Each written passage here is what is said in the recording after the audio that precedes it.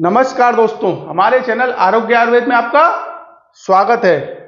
दोस्तों, आज हम एक और विषय के साथ आपके सामने पेश हैं, तो इस वीडियो को अंत तक अवश्य देखिए। दोस्तों, आज हम एक खास विषय पर जानकारी लेकर आपके सामने पेश हैं, तो अंत तक हमारे साथ बने रहें। आज का जो हमारा विषय है वो है निमोनिया। आज हम आपको निमोनिया पर संपूर्ण जानकारी प्रदान करेंगे। तो चलिए शुरुआत करते हैं। सबसे पहले निमोनिया की परिभाषा जानते हैं। तो देखिए, निमोनिया की जो पहली परिभाषा होगी वो क्या होगी? एक संक्रमण जो एक या दोनों फेफड़ों को प्रभावित करता है, जिसके कारण फेफड़ों की वायु कोशिकाओं में द्रव्य या मवाद भर जाता है, उसे ही हम निमोनिया कहते हैं। वहीं जो आपकी दूसरी परिभाषा होगी वो क्या होगी? फेफड़ों में वायु की थैलियों का संक्रमण या सूजन ही आपका निमोनिया कहलाता है। आइए तो अब निमोनिया के अन्य नाम जानते हैं। तो देखिए, इसे कई नामों से जाना जाता है। आयुर्वेद के अनुसार जो इसका नाम होता है वो क्या होता है? आपका फेफड़ों की शोथ। दूसरा जो इसका नाम आता है वो क्या था? फुफ्फुस शोथ। तीसरा जो इसका नाम आता है वो क्या था? फुफ्फुस प्रदेह। चौथा जो इसका नाम आता है वो आपका आता है श्वसनक ज्वर। देखिए, ये सभी जो नाम है ये आपके आयुर्वेद के अनुसार है और हिंदी के नाम है। इसके बाद इसका जो अंग्रेजी में नाम है, जो आपके एलोपैथी के अनुसार जो नाम है वो क्या आता है आपका? निमोनिया। अच्छा, आप देखिए, इसमें कंफ्यूज नहीं होना है आपको, क्योंकि होता है क्या है, कुछ जगह हम इसको निमोनिया पढ़ते हैं या निमोनिया कहते हैं, वहीं कुछ जगह इसको न्यूमोनिया भी कहा जाता है। तो इसका जो अगला नाम है वो आपका न्यूमोनिया होता है। वहीं इसका जो सातवां नाम है वो क्या होता है आपका? निमोनाइटिस। तो ये इसके 7 प्रमुख नाम है जिससे कि हम इसको जानते हैं। आइए तो अब ये जानते हैं कि निमोनिया क्या होता है। तो देखिए, इसे जरा आप ध्यान से सुनिएगा, हम बेहद आसान शब्दों में आपको ये समझा रहे हैं। देखिए, निमोनिया क्या है? एक संक्रमण है जो आमतौर पर बैक्टीरिया, वायरस या फंगी के कारण हो सकता है। ये आपके एक या दोनों फेफड़ों को प्रभावित कर सकता है। निमोनिया के कारण आपके एक या दोनों फेफड़ों में सूजन व लालिमा आ जाती है। फेफड़ों में बुलबुले जैसी आकृति की छोटी छोटी थैलियां होती हैं, जिन्हें एल्वियोली कहा जाता है। आपके ऑक्सीजन को रक्त में मिलाना और कार्बन डाइऑक्साइड को शरीर से बाहर निकालने का जो कार्य होता है वो इन्हीं एल्वियोली का होता है। निमोनिया के कारण थैलियों में क्या होता है? सूजन आ जाती है या उनमें मवाद पड़ जाता है, जिसके कारण शरीर को पर्याप्त मात्रा में ऑक्सीजन नहीं मिल पाती है। वैसे तो आमतौर पर निमोनिया किसी भी उम्र में किसी को भी हो सकता है, लेकिन ये बच्चों को और बुजुर्गों को ज्यादा प्रभावित करता है, क्योंकि इन लोगों की रोग प्रतिरोधक जो क्षमता होती है वो कम होती है। आइए तो ये जानते हैं कि निमोनिया कैसे होता है। तो देखिए, इसे जरा ध्यान से सुनिएगा। देखिए, निमोनिया वायरस, बैक्टीरिया या अन्य विभिन्न प्रकार के सूक्ष्म जीवियों के कारण हो सकता है। ऐसे कई कारण होते हैं जिससे जो आपके रोगाणु है वो आपके फेफड़ों में प्रवेश कर सकते हैं। तो देखिए, इसमें सबसे पहला जो तरीका होता है वो क्या होता है? आपके श्वास के मार्ग से।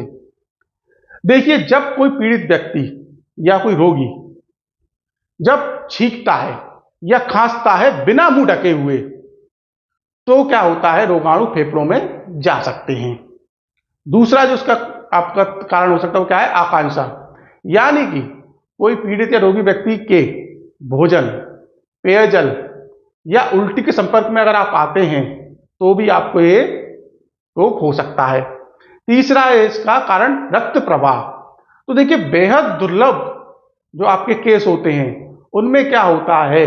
वायरस या बैक्टीरिया रक्त प्रवाह के माध्यम से शरीर के अन्य हिस्सों से फेफड़ों में जा सकते हैं। आइए तो निमोनिया के लक्षण जानते हैं। तो देखिए, निमोनिया के कई लक्षण होते हैं। इसमें सबसे पहला लक्षण है वो क्या है? खांसी। इसमें बलगम और कफ शामिल होता है, जो हरा, पीला और खूनी रंग का हो सकता है। दूसरा जो इसका लक्षण है वो क्या है? बुखार, जो कि ठंड लगना और पसीना आना शामिल होता है।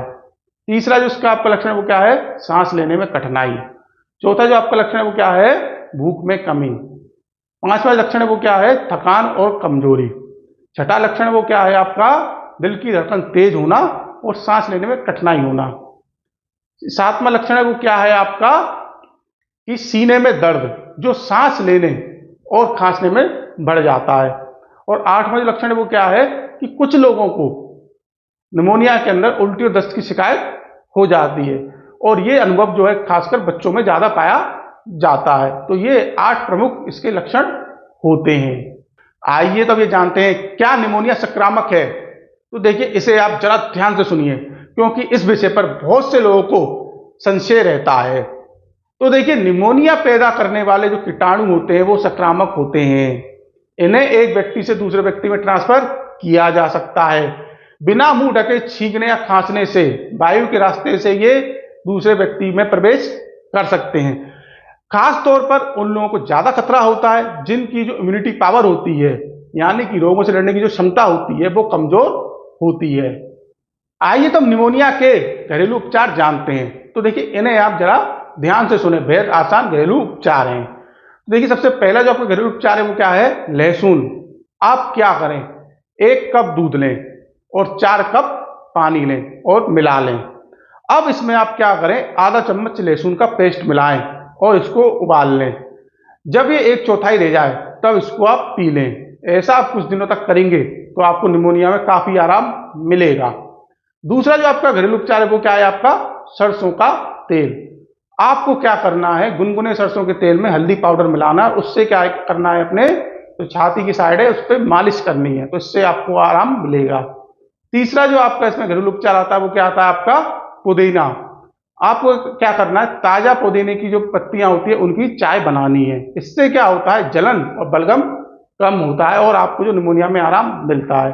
चौथा जो आपका घरेलू उपचार है वो क्या है, आपका तुलसी। आपको क्या करना है, तुलसी की पत्तियां लेनी है और उसमें ताजा पिसी काली मिर्च मिलानी है, ठीक है। इसका आपको जो है सेवन करना है, इससे आपका जो है निमोनिया में आराम मिलेगा। इसके बाद आपका जो 5वां घरेलू उपचार है वो क्या है, आपका लौंग। आपको क्या करना है, लौंग को भूनकर पीस लेना है और उसको क्या करना है, आधे से 1 ग्राम की मात्रा में शहद के साथ दिन में 3-4 बार सेवन करना है। ये जो है आपके निमोनिया के लिए बेहद चमत्कारिक एक उपाय होता है। तो देखिए ये 5 बेहद आसान आपके घरेलू उपाय हैं जिनसे कि आप निमोनिया में आराम प्राप्त कर सकते हैं। आइए तो अब निमोनिया की आयुर्वेदिक दवाएं जानते हैं। तो देखिए आयुर्वेद में निमोनिया के लिए काफी दवाएं आती हैं जिनका आप सेवन करके अपनी इस परेशानी में आराम प्राप्त कर सकते हैं। तो इसमें सबसे पहली दवा आती है वो आती है आपकी संजीवनी बटी। इस दवा को आप सुबह शाम शहद या अदरक के रस के साथ सेवन करेंगे तो आपको अपनी परेशानी में आराम मिलेगा।